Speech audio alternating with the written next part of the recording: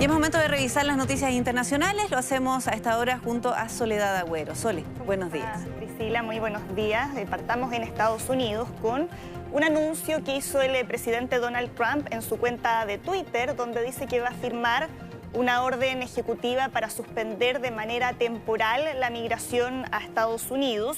Todo esto bajo el argumento de proteger los trabajos de los estadounidenses como consecuencia de la pandemia de coronavirus. Se trata solo por ahora de un anuncio por Twitter del cual todavía no ha entregado mayores detalles. No se sabe todavía qué tan viable es lo que está anunciando, ni tampoco qué tipo de programas podrían verse afectados. Pero según fuentes del New York Times, aseguran que esta medida se podría firmar en los próximos días y podría afectar las visas de trabajo y los permisos de residencia permanente, lo que significaría el cierre de la inmigración legal.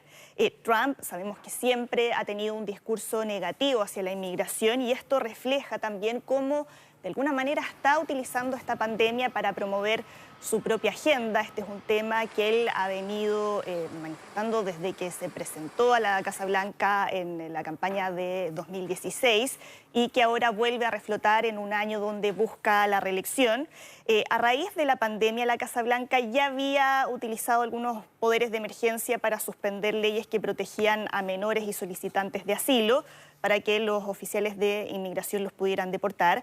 Estamos ahí a la espera de ver las reacciones que podrían haber durante el día, pero ya ha habido algunos pronunciamientos desde la oposición demócrata que sugieren que con esto Trump busca distraer de su propio mal manejo de la pandemia al culpar a otros y que el combate al coronavirus no pasa por prohibir la inmigración. Y el barril de petróleo WTI, el barril de referencia de Estados Unidos, nuevamente volvió a desplomarse y registró valores negativos este día martes después de que el lunes cerrara en rojo. Esto es histórico, nunca antes visto. Histórico, por debajo de cero por primera vez en su historia. Si es debajo de cero, prácticamente si una persona compra petróleo terminan pagándole. Exactamente. Esta mañana, de hecho, el barril de WTI costaba menos $3,43 frente a los menos $37,63 que se habían registrado el lunes al cierre, que es algo que se explica porque hay un exceso de oferta de petróleo, pero una caída estrepitosa en la demanda por el freno económico. No, imagínate, los aviones no están funcionando, las aerolíneas están prácticamente detenidas. Claro, y por eso es que hace algunos días los países productores de petróleo habían tomado la decisión de reducir la producción, pero hemos visto que esto no ha amortiguado la crisis en el sector. Sigue habiendo sobreoferta por lo que tú mencionabas. Hay problemas además con la capacidad de almacenamiento, que en algunos casos han tenido que almacenar el petróleo en buques petroleros, y los expertos creen que es una nueva tendencia que en el corto y mediano plazo va a ser difícil de revertir dada la magnitud de la crisis que estamos observando actualmente. Y seguimos con informaciones desde Italia, porque el primer ministro Giuseppe Conte anunció que a partir del 4 de mayo, o sea, el día después de que termina el confinamiento en Italia, van a comenzar a trabajar en aliviar las restricciones, reactivar la economía y empezar a salir de manera progresiva a la crisis de coronavirus. Esas medidas las va a presentar antes del fin de semana, según manifestó. Y en un mensaje que publicó en Facebook comentó que le gustaría poder decir abramos todo inmediatamente, pero que hacerlo significaría que todos los esfuerzos que se han hecho hasta ahora sean en vano, que no sería una decisión responsable. Y agregó que el gobierno está poniendo la salud de los ciudadanos en primer plano, pero que tampoco es insensible al objetivo de preservar la eficacia del sistema de producción. Fueron las palabras que él utilizó. Y el lunes, además, por primera vez, el número de enfermos por coronavirus en Italia cayó en las últimas 24 horas, con los casos positivos que fueron 108.237, o sea, 20 menos que en la víspera, algo que fue visto como una buena noticia. De hecho, ya se están empezando a levantar parte de las presiones que había en algunos hospitales, sobre todo en las zonas más afectadas de la provincia de Lombardía, que ha sido la más golpeada por esta pandemia en el país más afectado de Europa por el coronavirus. Y siguiendo en Europa, hagamos un repaso por las últimas cifras que se entregaron durante este día en España, donde ha habido un repunte muy leve de las cifras de fallecidos.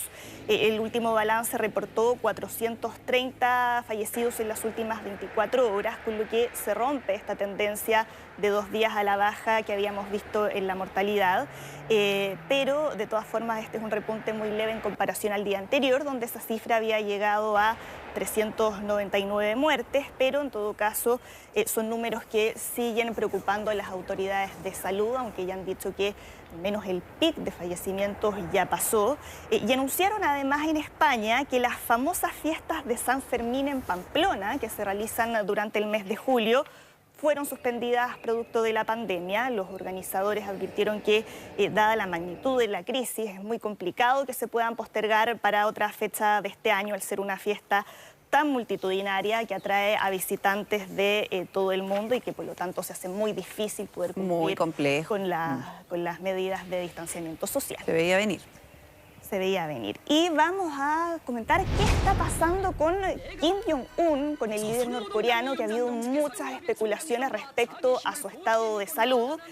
Primero, medios estadounidenses como CNN habían citado fuentes anónimas que aseguraban que Washington estaba estudiando informaciones que sugerían que Kim estaba en grave peligro. ¿Después de operarse? Después de operarse, según lo que decía un portal digital que es dirigido por desertores norcoreanos, que decían que en abril Kim Jong-un se habría sometido a una cirugía al corazón en la costa este del país, en una villa privada, que estaba convaleciente. Y a eso hay que sumar además que su última aparición pública había sido hace algún tiempo, y de hecho el 15 de abril, que fue el día en que se conmemoró el aniversario del nacimiento de su abuelo, de Kim Il-sung, y que es la fecha más importante del calendario político anual, Kim Jong-un no había aparecido en ninguna de las fotografías oficiales de ese evento. Sin embargo, desde Corea del Sur y China han restado importancia a todas estas especulaciones. Fuentes del gobierno surcoreano dicen que no se ha detectado ningún movimiento especial en el país que pueda ser indicador de que algo pasa con la salud de su líder, en un país que es conocido por su hermetismo, sobre todo en lo que tiene que ver con la vida de Kim Jong-un. De hecho, ni siquiera se han informado contagios de coronavirus. Es prácticamente el único país, creo que hay otro más, que no habría contagios. Claro, que es algo que es desmentido por fuentes de otros países como Corea del Sur o los desertores norcoreanos. Exactamente. Muchas gracias, Sol. Gracias, Priscila. Buenos días. Buenos días.